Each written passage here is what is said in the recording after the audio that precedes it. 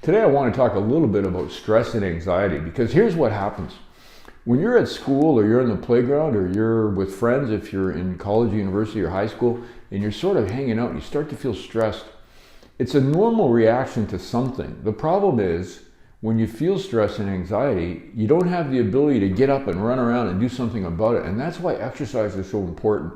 Because at the end of the day, even if it's later, in other words, you can't do it right at the time you're starting to feel the stress.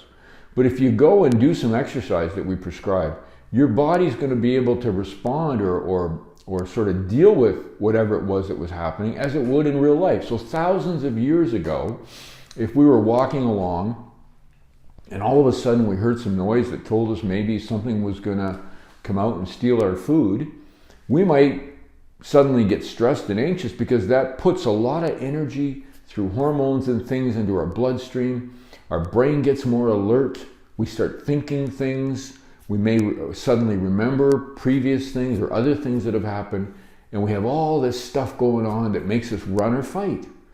But today, if you're sitting in a classroom or you're on the playground, sorry, a squirrel just ran by.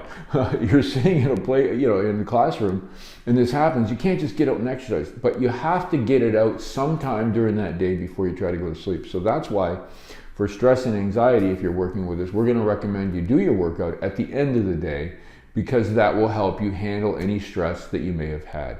The first part of the workout, we want you to think about what might have been stressing you. And the last part, say you're doing 10 minutes, so the first 5 minutes you'll think about someone that bothered you at school or maybe a situation. And the last 5 minutes when you're exercising, just think of something pleasant.